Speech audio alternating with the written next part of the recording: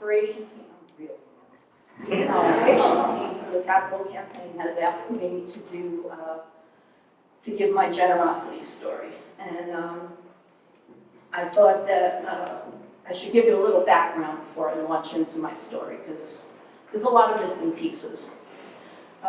My first child was, I got two surprises. One, he was a boy, which was awesome because he has 7 female cousins. I'm a little competitive, so. And the second is that he had a birth defect. If you have a child with a birth defect, you don't get out of the hospital without hearing all the worst case scenarios. I mean, and you just are trying to figure out what the rest of your life is going to look like. And I'm hearing, well, you know, he might have 5% of this, 20% of that. Well, he had anything and everything that could go wrong with this specific birth defect happened.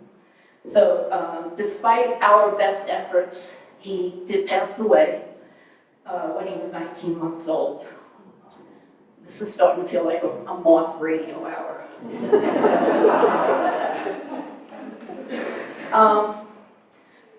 When you have a family member with a disability or a birth defect, it is challenging, and some days more so than others. But it also, there's some good things that come out of it. You learn a lot about yourself.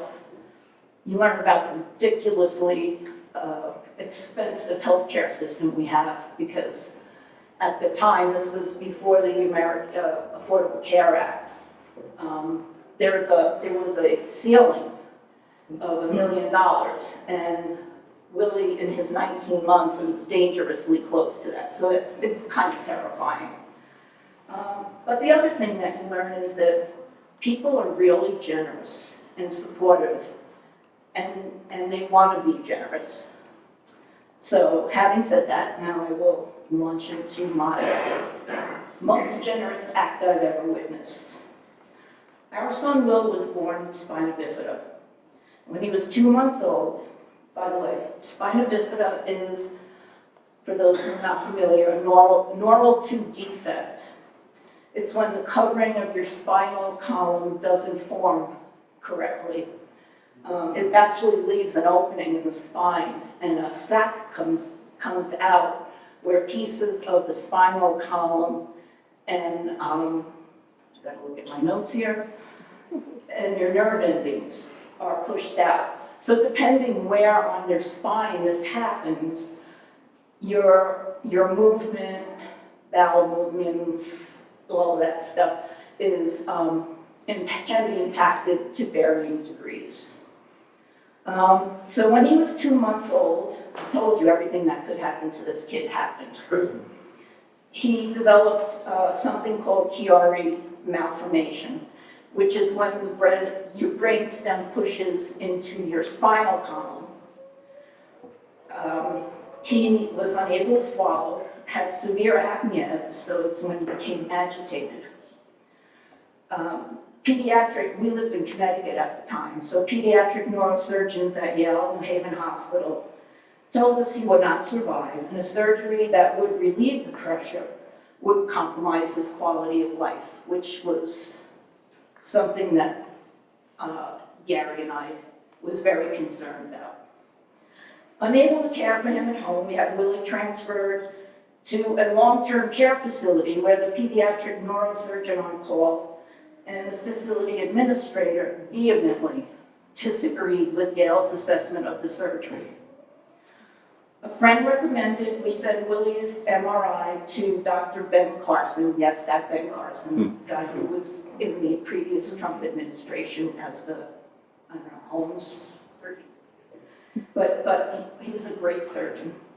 And he was at Johns Hopkins. He confirmed that our son definitely needed the surgery.